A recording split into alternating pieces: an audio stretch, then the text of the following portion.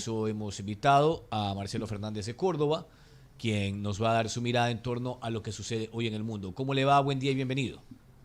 Buenos días, un gusto conversar con ustedes. Sí, gracias por su participación. ¿De qué dependerá que el mundo tenga garantizada, en este caso, la alimentación y que no entremos a un periodo de hiperinflación en virtud de un conflicto en Ucrania por la invasión de Moscú, que ya tiene más de 3 4 meses, y que de manera paralela tiene otro escenario que es el COVID, en el cual vamos para los 3 años? Entonces, en función de esos momentos que son críticos para el mundo, ¿en qué medida la provisión de alimentos podría estar en juego? Se lo pregunto porque solo el hecho de que en el caso puntual de Rusia, que se ha constituido en el gran proveedor de aceite, de trigo, de la harina que se fabrica con el trigo, ya hay problemas y un desequilibrio en los precios, incluso en el mismo Ecuador. ¿Cuál es el escenario a esta hora, Marcelo? Sí, buenos días. En realidad el tema fundamental es cuáles son los impactos de la invasión de Rusia a Ucrania.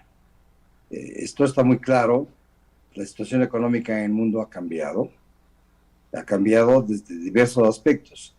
El aspecto quizás más preocupante es el que usted menciona, la posibilidad de escasez de alimentos, cosa que ya se está dando para ciertos países, para países tales como, por ejemplo, los africanos, Medio Oriente, la escasez de trigo, que son los dos países los más grandes productores de trigo y maíz, ¿no? Y de fertilizantes, para mencionar la conexión con alimentos del mundo. Obviamente que la exportación, por ejemplo, de Ucrania de trigo y alimentos está casi paralizada, y eso se lo ve realmente, esos efectos se los ven en todas partes. Yo simplemente para mencionarle, yo acabo de estar en el Líbano y algo que me sorprendió, que había escasez de pan. Obviamente el trigo les venía de Ucrania y está faltando el trigo para la elaboración de pan. Es sumamente grave esto, unido además por todas las otras medidas económicas que se le están aplicando a Rusia con respecto al petróleo y al gas, que han hecho que los precios de la gasolina, que es lo que nos interesa a nosotros, se vaya por las nubes, y que ha sido la causa una de las causas o aparentes causas, porque hay muchas otras causas, del levantamiento indígena de hace unos días. Todo esto confabulan para la estabilidad económica del mundo, y a esto hay que añadirle la gravísima situación que creó la pandemia y que continúa. Porque la pandemia, el coronavirus, aquí lo estamos tomando bastante a la ligera, se ha superado en cierto sentido, pero todavía continúa. Hace poquísimos días hubo una sección de China que nuevamente volvió a cerrarse por un rebrote de coronavirus. Todo eso, la pandemia también ha afectado la producción de alimentos en la transportación, que es una de las cosas más que más se ha visto afectada por la pandemia, en que no existen medios de transportación oportunamente, sea de alimentos o de mercaderías de un país a otro. Todo esto es un conjunto de situaciones que hacen que los precios se eleven, inflación, añadidos además obviamente con la especulación y el aprovechamiento de ciertos sectores, porque van más allá de lo que realmente ocurre. Y ya nosotros estamos viendo que nos ha afectado el precio de la gasolina, y al afectar el precio de la gasolina se está afectando todo, porque la gasolina es transporte y todo se transporta, todo va de un sitio a otro, y esos transportes se elevan los precios y se elevan los precios de todo. Ventajosamente, la inflación nuestra no está disparada a niveles sumamente peligrosos como ocurre en otras partes. En Europa, Inglaterra, España, están con índices de inflación para ellos altísimos, alrededor de un 10%, que son niveles que no se los recuerda sino en tiempos obviamente de guerra. en lo que estamos viviendo. ¿Qué podemos hacer para esto? Pues es sumamente difícil. Pensar que hay que arreglar al mundo, hay que pensar de que vuelva la sensatez a los dirigentes mundiales para volver a retomar y reconstruir lo que se ha destruido. Claro, el problema es que a veces parecería, doctor, que la geopolítica es lo que más interesa o preocupa en el denominado G7, ¿no? Y más aún con lo que sucede hoy en Ucrania, las sanciones estadounidenses a Moscú y demás. Pero, ¿qué pasa con la provisión de los alimentos? ¿Qué es lo que vamos a hacer para evitar una catástrofe en semejante situación? Como hemos señalado, conflictos Bueno, bélicos, la, la la, pandemia y demás. la Organización Mundial, la FAO, que es la Organización Mundial para la Alimentación y Agricultura, están tremendamente preocupados, tratando de que obviamente lo único que se pretende es volver a la preguerra y a la pandemia, para que nuevamente se vuelva a producir, se vuelva a establecer las conexiones efectivas de intercambio comercial, intercambio de todas las mercaderías, no solamente porque por el momento hay problemas de provisión a nivel mundial de muchísimas producciones que actualmente vivimos un mundo globalizado. Es decir, lo que pasa en un extremo del mundo nos afecta a todos, más que lo que ocurría antes.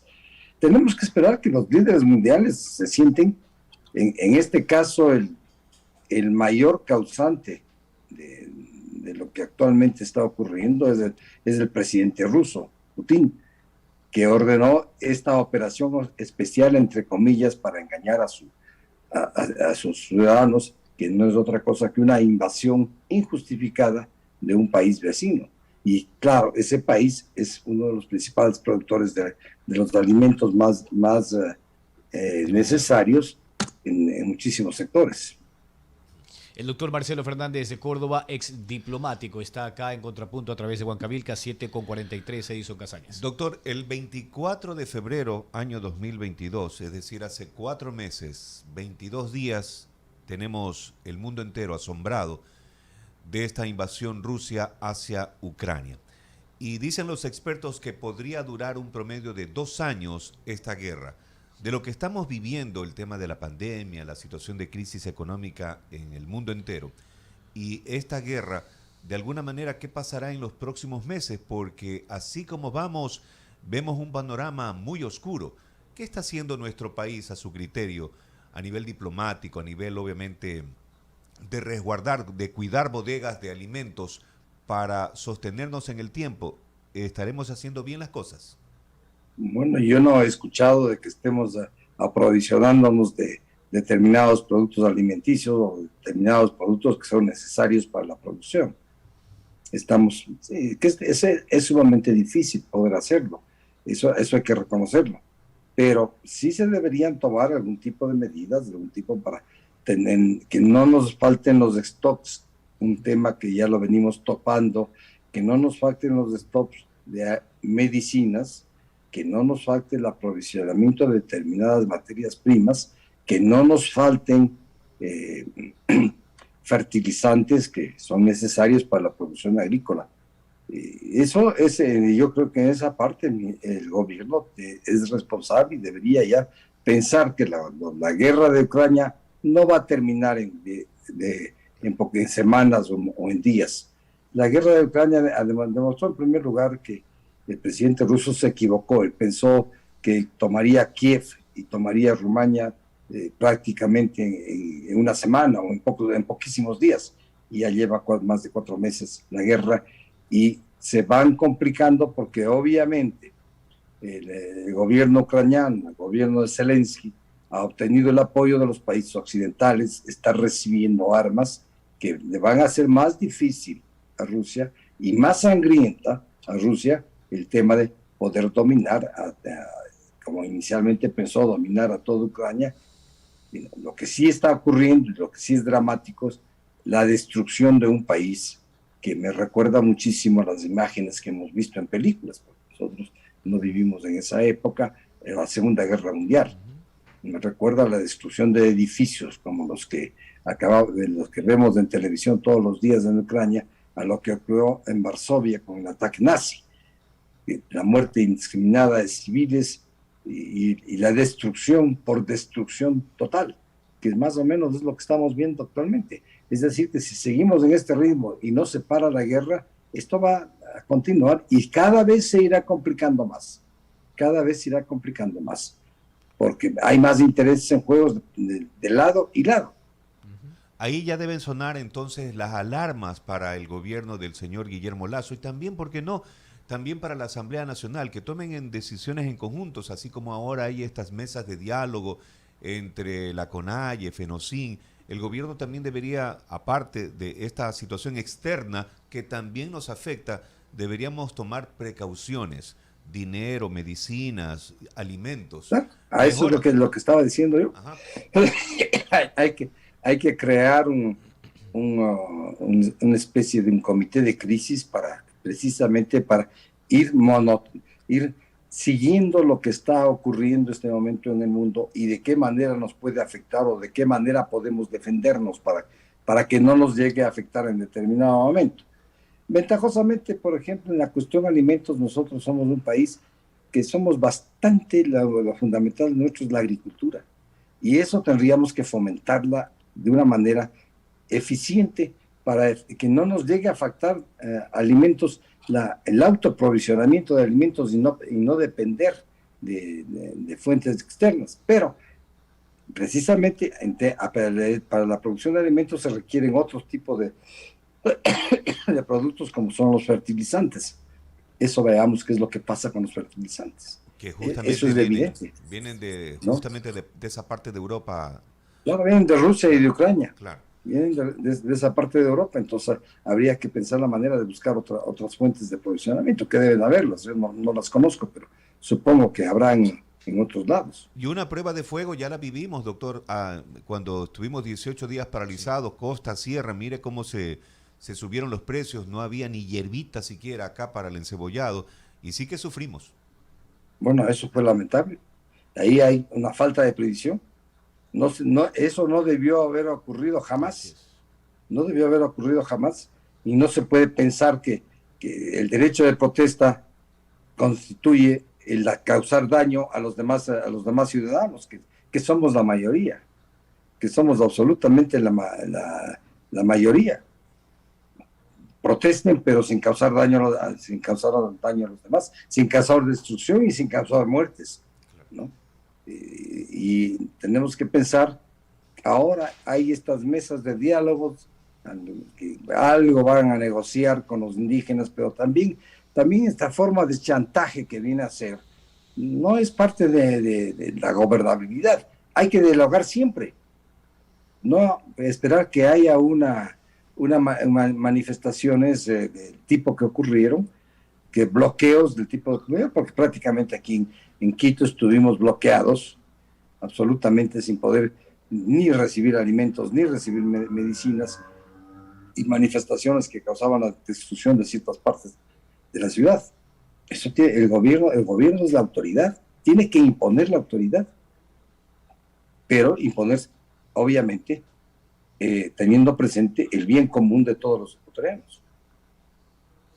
7 de la mañana con 49 minutos. El doctor Marcelo Fernández de Córdoba, ex diplomático, está acá en Contrapunto. Para los últimos minutos, doctor, ya que usted ha tocado el tema doméstico, ¿no?, en el país, ¿cree que finalmente accediendo y cediendo en no pocas demandas por parte de las diferentes organizaciones sociales, indígenas, el Ecuador va a poder salir adelante? Porque escuchábamos a Gary Espinosa, presidente de la FENOCIN, en el primer bloque de la entrevista, y nos decía que, por ejemplo, aparte de la condonación de créditos de hasta $3,000, han logrado elevar ese techo hasta los 10,000, ¿no? Y esto implica condonación, que es diferente a una moratoria o a una reestructuración de las deudas. Eso por un lado. Por otro, la disminución de 15 centavos en los combustibles, que tiene un egreso para el erario nacional de un poco más de 340 millones de dólares anuales, según el mismo presidente Guillermo Lasso. Todo esto, al final, que busca aliviar la situación de vastos segmentos populares del país, ¿tendrán un beneficio general para el Ecuador? Pues la pregunta es muy complicada, ¿no? Muy complicada, son temas muy delicados, ¿no? El condonar deudas adquiridas legalmente y que significa que hay deudas del sector privado y deudas del sector público. Eso no creo que sea lo mejor, la mejor seña para algo que el gobierno estaba y debe seguir empeñado en atraer inversión extranjera. No creo. No. Obviamente que dentro de todas las demandas el gobierno tendrá que ver cuáles son posibles y factibles de hacerlas sin causar perjuicio a todos los ecuatorianos. Porque pensemos que los que estuvieron en las manifestaciones y se ha dicho que la población indígena como tal, no va más allá del 8%, tenemos que mirar por ese 92% que no pertenecen a este sector de la población.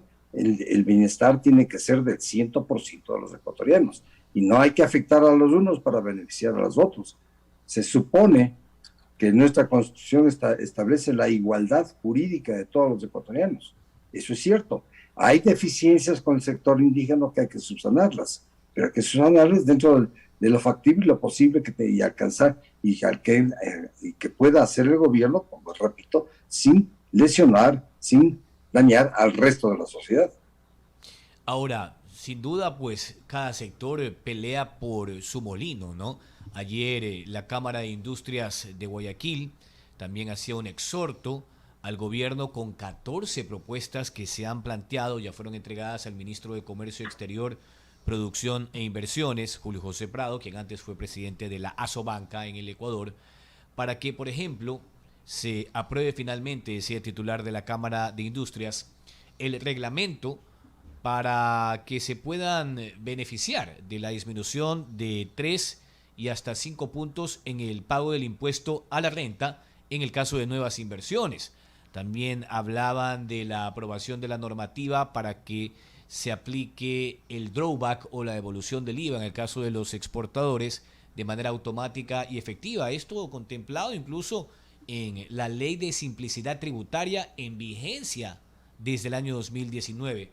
Todas estas propuestas y todas estas demandas al final serían factibles porque es claro que el gobierno nacional en la Asamblea no va a tener ningún futuro. Ya lo vimos en el primer año de su gestión. Claro que no, claro que no tiene, pero eso está claro. Ajá. Que personalmente yo creo el primer error del gobierno actual es no haber asumido el poder y ejecutar lo que prometió en la campaña, ¿no? El llamar a una consulta popular, cambiar la Constitución, eliminar las cosas que nos estorban, y obviamente dejó pasar el tiempo, porque estas cosas se las hace al comienzo. Hay que mirar cómo hicieron las cosas. Solamente es malo mirar a dos ejemplos que son dañinos para los países respectivos. El presidente Chávez asumió el poder, llamó a una asamblea constituyente y cambió la Constitución a su medida para destrozar al país.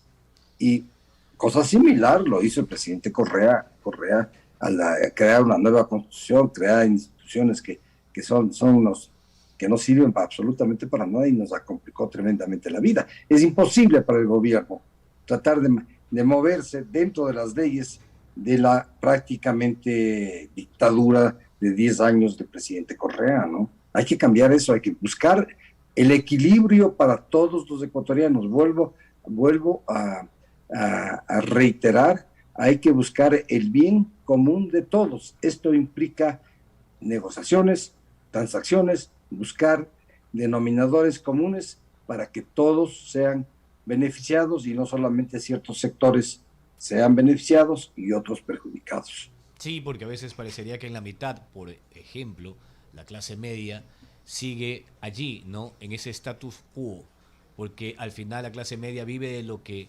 produce o del sueldo que se le paga y en los otros extremos, por lo general, se están haciendo varias demandas y no pocas exigencias. Gracias al doctor Marcelo Fernández de Córdoba, ex diplomático. Sí, como siempre es un gusto conversar con ustedes. Igualmente, Gracias, doctor. que tenga un excelente Muy día. buenos días. Ahí está el doctor Marcelo Fernández de Córdoba, vicecanciller de la República también.